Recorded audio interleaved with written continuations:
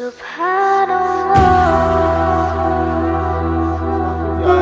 یہ حدیث پاک سنی یا دیکھی ہوگی یا پڑھی ہوگی، لیکن ترمذی شریف کی حدیث پاک ہے، بئس العبد عبد العطاء، چیزوں کو بنا سکتے ہیں، یعنی کہ اپنی گفتگو میں جس چیز سے ہم آغاز کرتے ہیں اس چیز یا اس اسم ظاہر وہ اسم ہے جو واضح طور پر بولا اور لکھا جائے، اس کو اسم ظاہر کہتے ہیں کہ وہ ضمیر نہ ہو، کیا اسم ظاہر ہے اور کبیر اس کی خبر ہے۔ اسم ظاہر جب جملہ اسمیہ کا مبتدا بنتا ہے تو علم النحو میں یہ کلام کا سب سے فصیح اور واضح اس کو مانا جاتا ہے، سب سے فصیح اور بلیغ اس کو مانا جاتا ہے جہاں پہ اسم ظاہر کا ذکر کیا جائے۔ مبتدا ہے الظلم ظلمات، الظلم، بسم اللہ الرحمن الرحیم وبہ نستعین، السلام علیکم ورحمۃ اللہ وبرکاتہ۔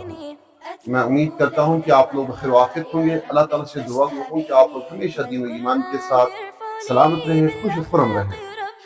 سبق ہمارا چل رہا تھا مبتدا کے حوالے سے، تو میں نے آپ کو پچھلی ویڈیو بتایا تھا کہ مبتدا کہتے کس کو ہے، کون کون سی چیز، کون کون سے اسما ہے جن کو ہم مبتدا بنا سکتے ہیں۔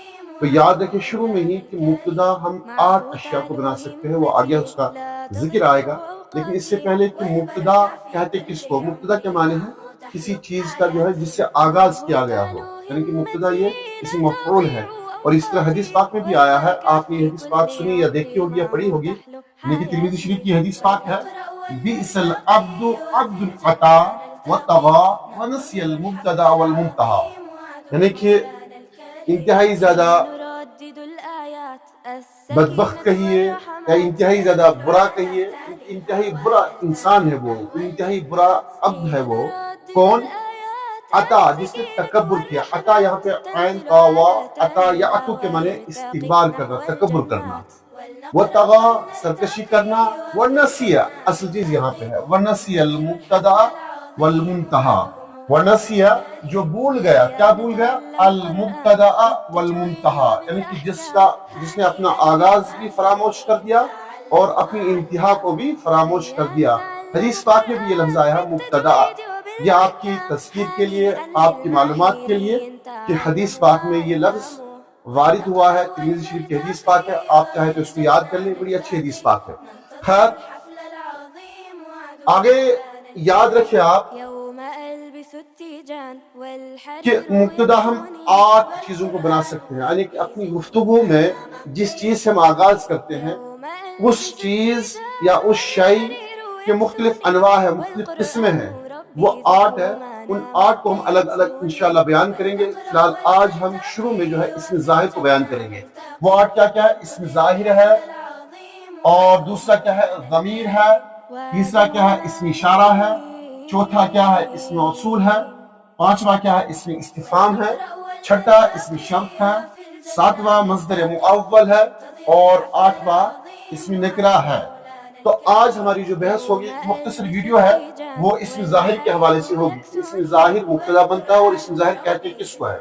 یعنی کہ جو اسم کھل کر ظاہر ہو اور اپنی اصلی لفظ یعنی کہ اپنے اصلی لفظ میں ہو۔ مثال کے الطالب مجتہد، طالب علم محنتی ہے۔ طالب یہاں پہ جو ہے یہ مبتدا ہے اور اسم ظاہر ہے۔ اسی حوالے سے ہم بات کرتے ہیں کہ وہ اسم کون سا اسم، یعنی کہ اسم ظاہر کی بات ہوگی۔ پہلے بھی چونکہ بیان کیا جا چکا ہے کہ مبتدا وہ مرفوع اسم ہے جس سے جملہ اسمیہ شروع ہوتا ہے اور اس کے بارے میں کوئی خبر دی جاتی ہے۔ اسم ظاہر کیا ہے؟ اسم ظاہر کہتے کس کو؟ اسم ظاہر وہ اسم ہے جو واضح طور پر بولا اور لکھا جائے، اس کو اسم ظاہر کہتے ہیں کہ وہ ضمیر نہ ہو۔ اور یاد رکھیں تصویر میں آپ ان چیزوں کو دیکھیں، المدرسۃ کبیرۃ، ترجمہ کیا ہے؟ مدرسہ بڑا ہے۔ المدرسہ یہ مبتدا ہے لیکن کیا ہے؟ اسم ظاہر ہے، یہ اسم ظاہر ہے۔ الکتاب جدید، الکتاب جدید کتاب نئی ہے، یہاں پہ الکتاب جو ہے اسم ظاہر ہے۔ اور اسی طرح آپ دیکھیں المعلم حاضر، استاد حاضر ہے، یہاں پہ المعلم جو ہے یہ اسم ظاہر ہے اور حاضر اس کی خبر ہے، پھر یہ جملہ اسمیہ بنے گا۔ الولد نائم، لڑکا سویا ہوا ہے، یہاں پہ الولد جو ہے یہ اسم ظاہر ہے اور نائم اس کی خبر ہے۔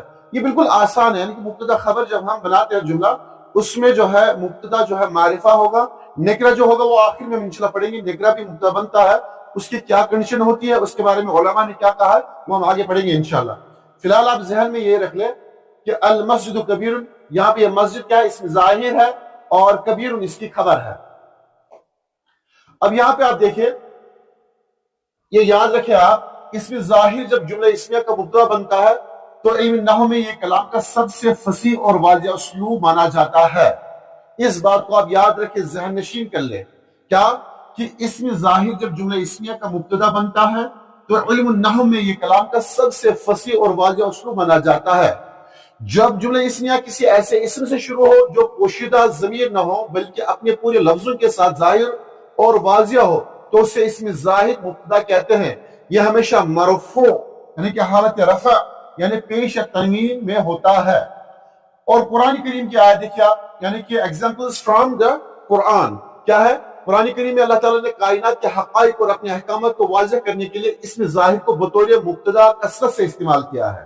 یعنی کہ یہ عربی زبان کے اسلوب میں سب سے فصیح اور بلیغ اسلوب مانا جاتا ہے جہاں پہ اسم ظاہر کا ذکر کیا جائے مبتدا میں، دیکھیے بحث مبتدا اس کو اسم ظاہر کے طور پہ استعمال کیا جائے۔ لیکن یہ بھی عربی زبان کا اپنا ایک اسلوب ہے کہ ہر جگہ پہ جو ہے اسم ظاہر کو استعمال نہیں کیا جاتا، بلکہ اسم ظاہر کی پلیس بدل جاتی ہے ضمیر سے یا کسی اور چیز سے، وہ آگے پڑھیں گے ہم انشاءاللہ۔ جیسے کہ یہاں پہ دیکھیں آپ، اللہ خالق کل شیء، اللہ خالق کل شیء، یہاں پہ اللہ جو ہے اسم ظاہر ہے اور اللہ ہر چیز کا پیدا کرنے والا ہے۔ اب یہاں پہ دیکھیں دوسرا، الحق من ربک، سورہ بقرہ کی آیت ہے، یہاں پہ الحق جو ہے اسم ظاہر ہے۔ پھر اس طرح جو ہے یہاں پہ المال والبنون یہ اسم ظاہر ہے۔ اور پھر آگے دیکھیں آپ، احادیث نبوی سے مثالیں لکھیں آپ، ایگزامپلز فرام دا حدیث۔ حدیث میں کس طرح استعمال ہوا ہے؟ الصلاۃ نور، الصلاۃ یہاں پہ کیا اسم ظاہر ہے اور ترجمہ کیا ہے؟ نماز نور ہے۔ الدنیا سجن المؤمن، دنیا مومن کا قید خانہ ہے، یہاں پہ الدنیا جو ہے مبتدا ہے، اسم ظاہر ہے۔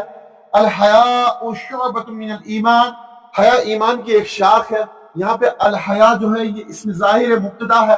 الظلم ظلمات، الظلم ظلمات یوم القیامہ، ظلم قیامت کے دن اندھیروں کی شکل میں ہوگا، یہاں پہ الظلم یہ مبتدا ہے لیکن اسم ظاہر ہے، ظلمات یوم القیامہ۔ اور اسی طرح ہم عام روزمرہ کی مثال یعنی کہ کامن ایگزامپل جو ہے جو روزمرہ کی زندگی میں استعمال کرتے ہیں، وہاں پہ اسم ظاہر کے طور پہ آپ یہ دیکھیں، چھوٹا سا جملہ ہے، آسان سا ہے، الکتاب جدید، الکتاب یہاں پہ مبتدا ہے اور اسم ظاہر ہے۔ اور اسی طرح المدرسۃ کبیرۃ، مدرسہ بڑا ہے، المدرسۃ یہ اسم ظاہر ہے، مبتدا ہے۔ اور المعلم حاضر، المعلم یہاں پہ اسم ظاہر ہے، مبتدا ہے۔ الولد نائم، لڑکا سو رہا ہے، یہاں پہ الولد مبتدا اور اسم ظاہر ہے۔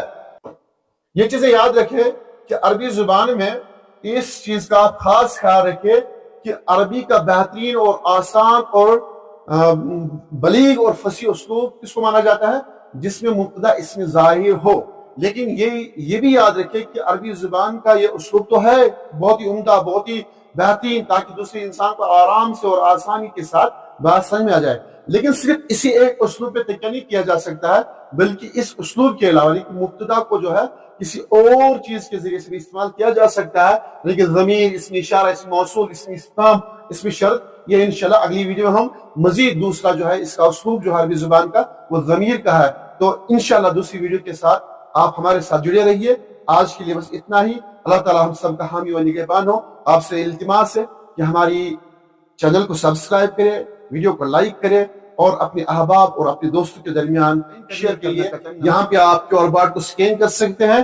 آپ ڈائریکٹلی ہمارے واٹس ایپ گروپ میں شامل ہو سکتے ہیں اور ہم انشاءاللہ کوشش کریں گے کہ ہمارے ساتھ آپ جڑے رہنے کے بعد انشاءاللہ ضرور مستفید ہوتے رہیں گے۔ اللہ تعالیٰ آپ لوگوں کو اپنی حفظ امان میں رکھے۔ مع السلام، إلى اللقاء۔